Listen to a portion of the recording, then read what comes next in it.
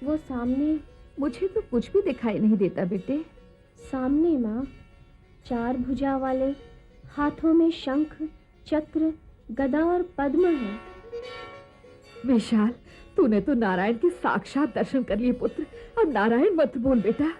ओम नमो नारायण, ओम नमो नारायण, ओम नमो नारायण, ओम नमो नारायण। ओम नमो नारायणाय, ओम नमो नारायणाय, ओम नमो नारायणाय, ओम नमो नारायणाय। रत्नदेव, ओम नमो नारायणाय। रत्नदेव उठो।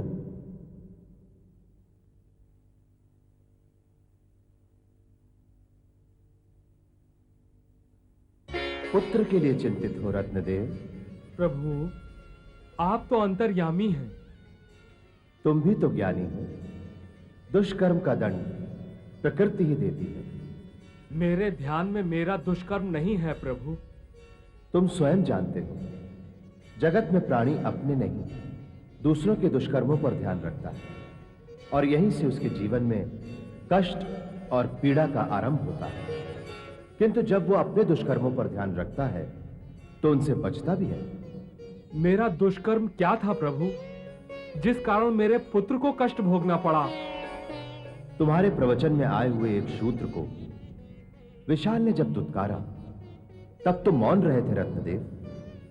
पर पीड़ा से दोष लगता है रत्नदेव, किंतु इतना कठोर तप करके तुमने उसका प्रायश्चित कर लिया है। इससे विशाल और तुम दोष मुक्त हो गए हो।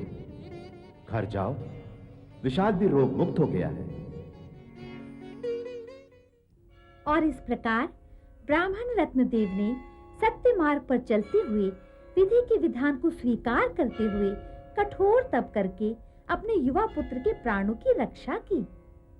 मुझे आशीर्वाद दो माता, कि मैं भी रत्नदेव से भी अधिक कठोर साधना करके अपने पति के जीवन को सुखमय बना सकूं। कल्याण भव। ओम श्रीं ह्रीं सरस्वते स्वाहा। ओम श्रीं ह्रीं सरस्वते स्वाहा। ओम श्रीं ह्रीं सरस्वते स्वाहा। ओम श्रीं ह्रीं सरस्वते स्वाहा। प्रियजनों, कर्मफल और तप जप की महिमा के विषय में तुमने सुना और जाना। भक्तों, कर्म के परिणाम के सीधे और सरल सिद्धांत तथा गणित को जो जन जानते हैं, वे सदा दुष्कर्म से बचकर सत्कर्म की ओर प्रवृत्त होते हैं, और सत्कर्मों का परिणाम तो सदा शुभ ही होता है। ब्राह्मण रत्नदेव तथा उसके पुत्र ने पर पीड़ा देकर अपने नाम विधि से दुष्कर्म लिखवा लिए। ऐसी स्थिति में उन्हें कर्मफल का कष्ट तो भोगना ही था। राजा पद्म के बही खाते में कोई दुष्कर्म रहा होगा, किंतु उनकी पतिव्रता पत्नी लीला ने रत्नदेव की भांति यह निश्चय कर लिया कि वे अपने पति के कष्ट का निवारण अवश्य करेंगी। पर तभी एक अन्य आपत्ति सिर पर आ पड़ी।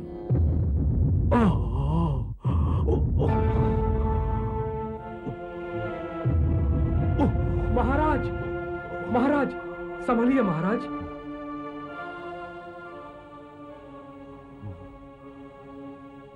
वासुदेव, मैं स्वस्थ हूं, जाओ।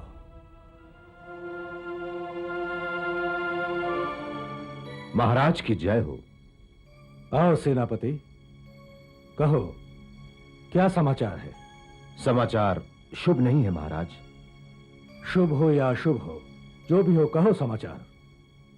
सिंधु नरेश ने यह संदेश भेजा है कि आप उनकी अधीनता स्वीकार कर उनके आश्रय में रहें, और यदि यह स्वीकार ना हो तो युद्ध के लिए तत्पर रहें।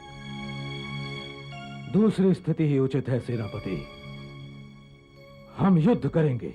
किंतु महाराज। सेनापति, सेनापति की शब्दावली में किंतु परंतु आने से सेना का मनोबल टूट जाता है। सत्य को कब तक नकारा जा सकता है महाराज? उनके पास विशाल सेना है और हम होने दो उनके पास विशाल सेना। मेरे पूर्वजों ने एक छत्र राज्य किया है, मैं भी उसी परंपरा का निर्वाह करूंगा।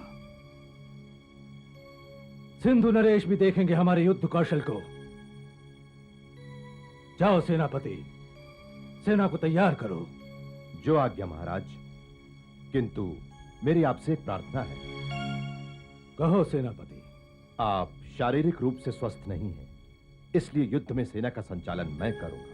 नहीं सेनापति, रणभूमि में हमारी उपस्थिति से सेना का मनोबल और चेतना जागृत रहेंगे, और हम इतने वृद्ध और अशक्त तो नहीं हैं कि सेना में आगे न रहकर पीछे रहें।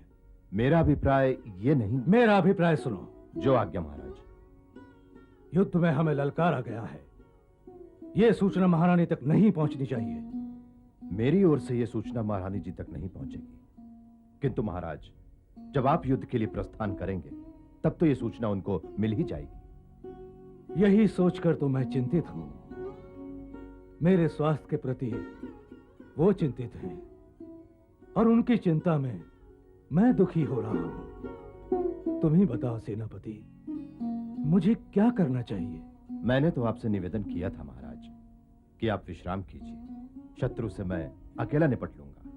हमें आपकी शक्ति और योग्यता पर संपूर्ण विश्वास है सेनापति, किंतु युद्ध में हमारी अनुपस्थिति का लाभ शत्रु अवश्य उठाना चाहेगा, और हम ये नहीं चाहते कि हमारी अनुपस्थिति का लाभ शत्रु उठाए और हमें अपने सेनापति की वीरता का लाभ ना मिले।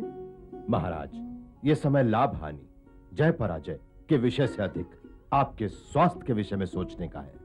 यह तो हमारे प्रति आपकी सद्भावना है, किंतु एक राजा और शासक के नाते हमें अपने राज्य और अपनी प्रजा का हित पहले विचारना होगा और स्वास्थ्य का बाद में। क्षमा करें महाराज, स्वस्थ रहकर ही आप प्रजा का हित कर सकेंगे।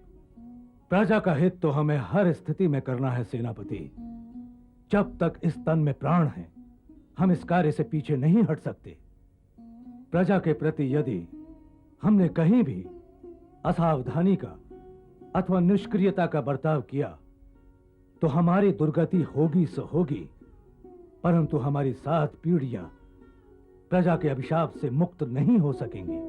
आप जैसे प्रजावत्सल प्रजाप्रिय राजा के साथ ऐसी अप्रिय घटना घटने का प्रश्न ही नहीं उठता। जिस प्रजा के हित के लिए आप अपने प्राण, अपने स्वास्थ्य तक की चिंता नहीं करते, वो प्रजा भला आपको शाप क्यों देगी? अभिशाप तो प्रजा उन शासकों को देती है जो अपने सुख सुविधा के लिए प्रजा को भूल जाते हैं। हाँ सेनापति, हम मूल विषय से हट गए। ठीक है, महारानी को समझाने का प्रयत्न हम करेंगे। तुम जाओ, सेना का संचालन करने की तैयारियां करो। जैसी आपकी आज्ञा महाराज।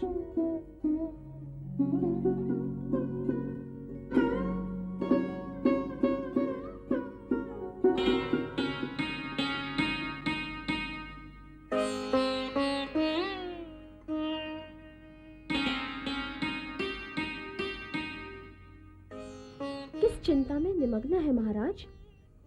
कुछ विशेष नहीं महारानी। आपकी गंभीर मुद्रा तो कुछ विशेष की ही सूचना दे रही है। राज्य के अनेक कार्य होते हैं जिन पर चिंतन करना पड़ता है। हाँ, राज्य की रक्षा का कार्य यदि युद्ध का हो तो चिंतन चिंता तक पहुंच जाता है। सुना है आपने युद्ध की तैयारी कर ली है? तो कुछ अद्भुत नहीं कर रहा हूं। राजा युद्ध की तैयारियां करते ही हैं, फिर युद्ध भी करते हैं। परिणाम पर भी विचार किया है आपने? परिणाम पर विचार करने वाले युद्ध कभी नहीं करते महारानी। और राजाओं की रग रग में वीरता और शौर्य का चैतन्य भरा हुआ रहता है। ऐसे में परिणाम की चिंता कौन करता है? किंतु महाराज, आपकी आयु, आपकी अस्वस्थता, वासुदेव ने मुझे बताया कि आप गिरते गिरते बच गए। नहीं महारानी, साधारण सी पीड़ा उठी थी शीश में, किंतु ये भी तुम्हें बता दिया वासुदेव ने। इसमें वासुदेव का क्या दोष है महाराज? वो तो आपकी अस्वस्थता देखकर आंसू बहा रहा था, एक कोने में बैठा हुआ। मेरे बार बार पूछने पर भी जब उसने कुछ नहीं बताया, तब जाके मैंने उसे सौगंध दी और तब उसने मुझे आपकी अस्वस्थता के विषय में बताया। अब आपकी मनोदशा कैसी है महाराज? आप चिंता ना करें, मुझे कुछ नहीं हुआ है। युद्ध को टाला नहीं जा सकता, किसी भी तरह युद्ध से विमुख नहीं हुआ जा सकता महाराज। मैं युद्ध के लिए उन्मुख हुआ भी नहीं हूं, किंतु ये मुझ पर थोपा गया है। अब हम इतने भीरू तो नहीं कि चुनौती का उत्तर भी ना दे सकें। महाराज, तुम अपना कार्य करो और मुझे अपना कर्म करने दो। मां सरस्वती से हमारे और अपने मंगल के लिए प्रार्थना करो। मुझे पूर्ण विश्वास है कि मां सरस्वती मेरी प्रार्थना अवश्य सुनेंगी।